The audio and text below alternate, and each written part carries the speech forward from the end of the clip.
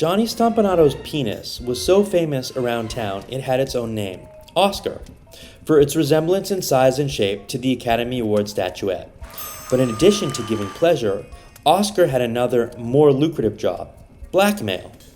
While Jeffrey Epstein was just a kid, LA mobster Mickey Cohen and his psychopath sidekick Johnny Stompanato ran Hollywood's first known blackmail ring. Welcome to tonight's Fireside Chiller.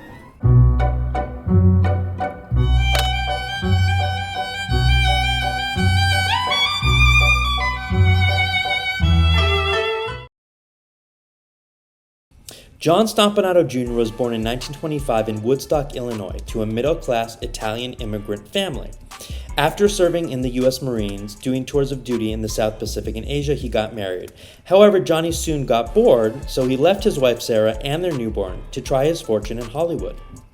After arriving, he met L.A. crime boss and Elmer Fudd lookalike Mickey Cohen. It's not entirely clear how.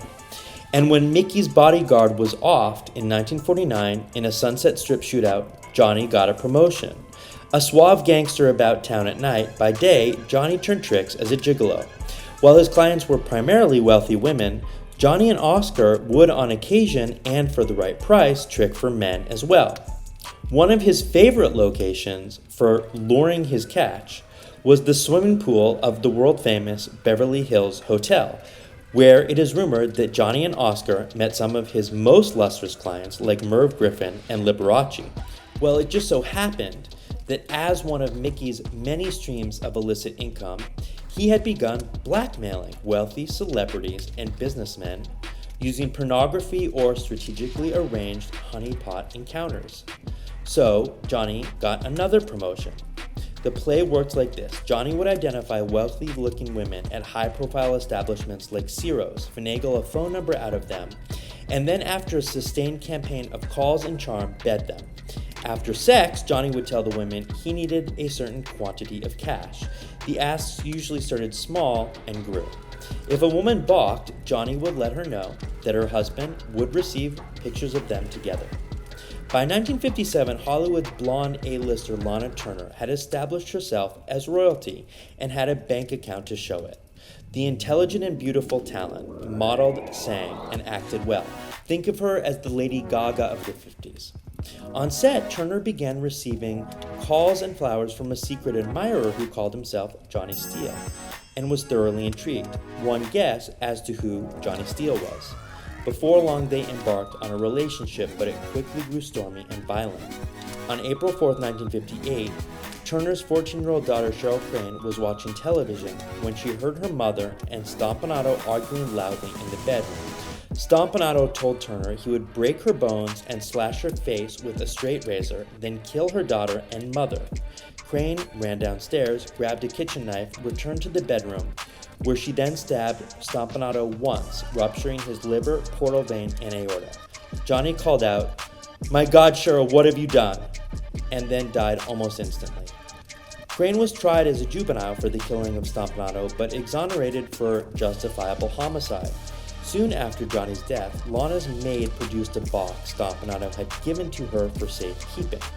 Inside the box was a roll of exposed film containing images of Lana nude, looking asleep on a bed next to Johnny and another woman whom she did not know engaged in oral sex. Having no recollection of this experience, Lana recalled one weekend that she completely blacked out after a drink Johnny had made her. In retrospect, that was probably a red flag she shouldn't date him. Lana put it together that Johnny must have drugged her and taken the photos. She shredded the negatives and burned them. In 2024, crime author Casey Sherman published a book which strongly suggests Lana in fact killed Johnny, who was possessive and abusive, but that Cheryl took the fall so as to shield Turner's career from scandal. Rumor has it Lana's first call was not to the police, but to her mobbed-up buddy Billy Wilkerson Jr., who sent his lawyer straight over. The knife used by Cheryl had allegedly been purchased by Lana that morning. By the time the police arrived, they found the crime scene almost unreasonably neat and bloodless. Lana did indeed go on to have one of the longest and most iconic careers in Hollywood history, and enjoyed a close relationship with Cheryl for the rest of her life. Johnny and Lana marked neither the beginning nor end of Mickey Cohen's blackmail operation, which eventually fizzled out when Mickey's larger empire declined in the late 1950s.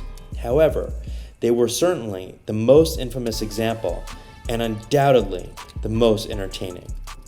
They just don't do blackmail like that anymore. I do hope you enjoyed this evening's Fireside Chiller. Thanks for joining, and we'd love to see you gathered for our next.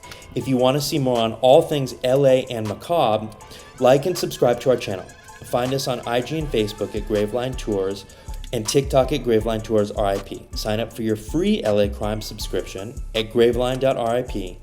And for more about Mickey Cohen, Johnny Stompanato, and the gangs of LA, jump on our wild Gangster's Paradise ride.